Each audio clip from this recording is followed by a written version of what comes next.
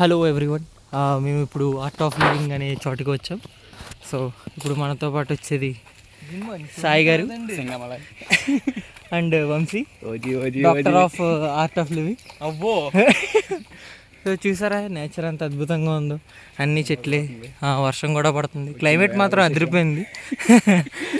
అది కరెక్టే. ఇదంతా అడివంట. ఇప్పుడు మనం గోశాలకి వెళ్తున్నాం, అక్కడ 1000 గోవులు ఉంటాయంట. సో అదేంటనేది చూద్దాం. ఆ డైలాగ్ వదలండి వంశీ గారు.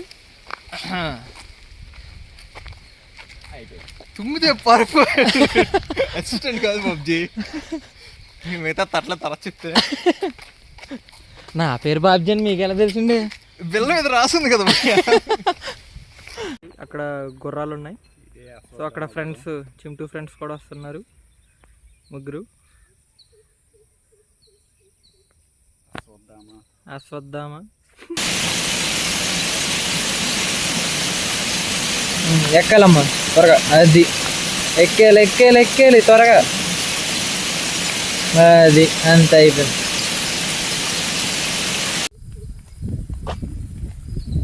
తెలుగులో ఉసిరికాయ అంటారు, ఇంగ్లీష్లో కూడా ఉసిరికాయ అంటారా? కాదు, గూస్బెర్రీ అంటారు. తమిళ్లో ఏమంటారు? ఉసిరికాయ.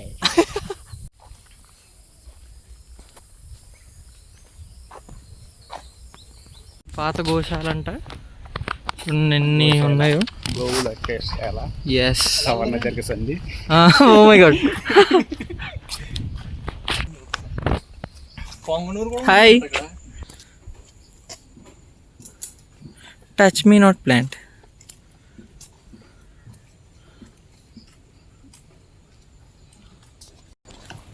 ఇప్పుడు మనం పాత గోశాల ఎంటర్ అయిపోయాం. చూడండి ఎన్ని ఉన్నాయో.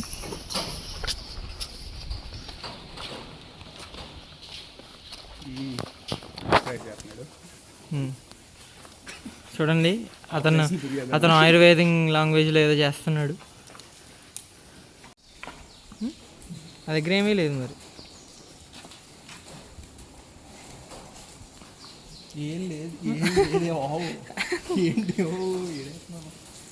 మ్యాక్సిమం ఇందులో గ్రీనరీ ఫుడ్ ఉంది, వీటికి చాలా ఇష్టం అనుకుంటా.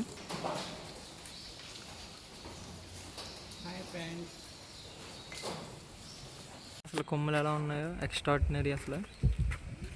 Wow, peaks.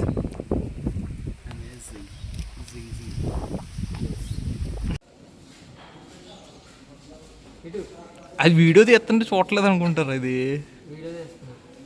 హాయ్ చెప్పు.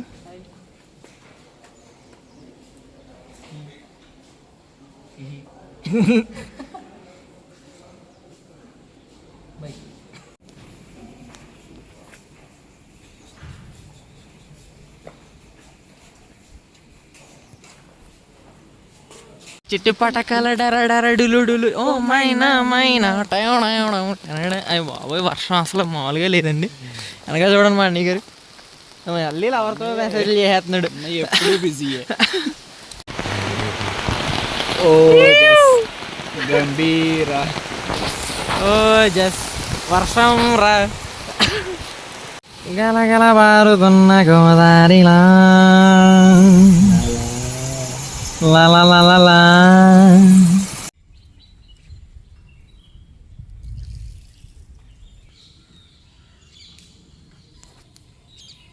ఏంటండి ఇది? ఏంటండి ఇది?